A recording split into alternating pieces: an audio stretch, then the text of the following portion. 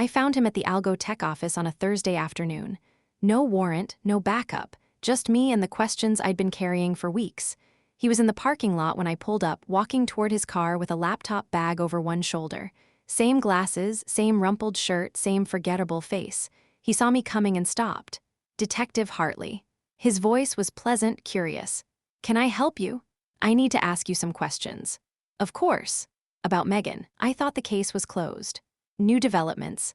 Something flickered in his eyes, just for a moment, then the pleasant mask was back. "Happy to help. Would you like to go inside or?" "Here is fine." We stood in the parking lot 10 feet apart. The afternoon sun was weak, filtered through clouds. I watched his hands, his face, the small movements that might give him away. "What did Megan Collins find?" I asked. "I'm sorry?" "In the surveillance system code. The thing she was auditing, what did she find?" Aberdeen tilted his head slightly. "I wouldn't know, we worked in different departments. But you were there when she started asking questions. You saw her digging through the architecture, tracing data flows." I took a step closer. "You knew she was getting close to something." "Close to what exactly?" "The back door." The word hung between us.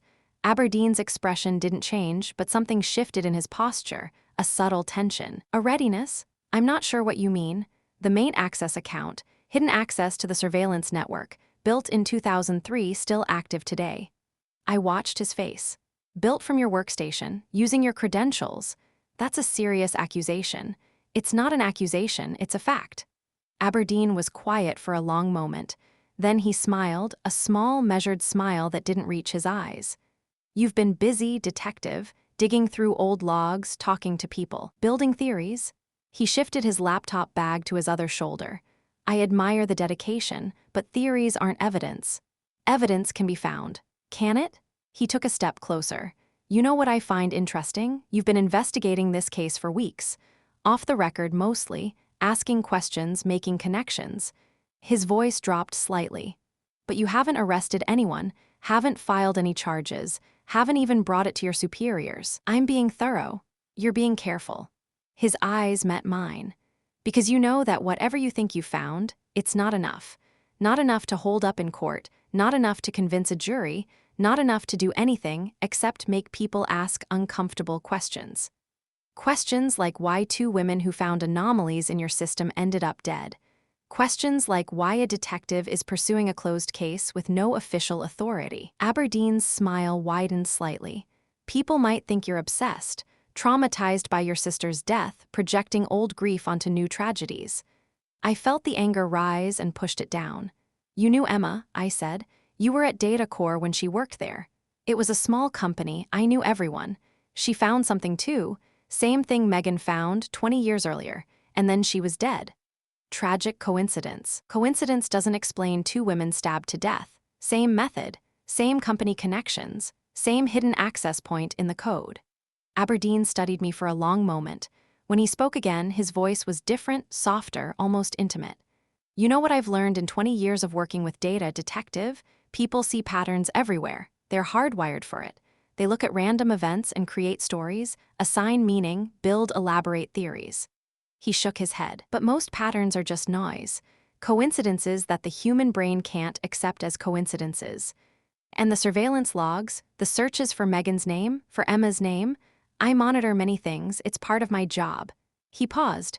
"But you know that already. You've seen the logs, you know what they show and what they don't show." He was right. The logs showed surveillance. They showed watching. They didn't show murder. "You didn't kill them yourself," I said slowly. Aberdeen's expression flickered, surprise maybe that I'd figured it out. "That's an interesting theory. You watched them, tracked them, knew when they got too close." I stepped forward, closing the distance between us. "But you didn't hold the knife. You had someone else do that." "Detective? The harbor contacts, the people you grew up with, the network you built from the slums." My voice was steady. "You gave the orders, but you kept your hands clean." For a long moment, neither of us spoke. Then Aberdeen smiled again, a real smile this time, touched with something that looked almost like respect. "You're smarter than I expected," he said quietly. "Most people wouldn't have gotten this far. Is that a confession?" "It's an observation." He glanced around the parking lot, empty, quiet, no witnesses. "You've built a compelling story, detective, but stories don't convict people. Evidence does, And the evidence you have points to Danny Vance. Danny Vance is innocent. Maybe, but he's the one in jail, and he'll stay there because the system works the way it's supposed to work. Aberdeen adjusted his laptop bag. Evidence, witnesses, forensics, all pointing in one direction. The direction I wanted them to point. You're admitting it. I'm observing, off the record, in a parking lot with no witnesses and no recording. He met my eyes. You can't use this, you can't prove it, and we both know it. He was right, I had nothing. I'll find the evidence, I said. Maybe, or maybe you'll hit another wall, another dead end, another convenient distraction. He started walking toward his car. That's the thing about systems, detective. The people who build them control them, and the people who control them, well, they control everything. He unlocked his car and paused at the door.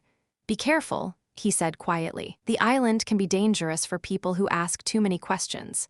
Then he got in and drove away. I stood alone in the parking lot, watching him go. He'd admitted it, not in words a court would accept, but in everything else. The confidence, the knowledge, the quiet certainty of a man who had been winning for 20 years. He knew she knew, and he wasn't afraid. Not yet.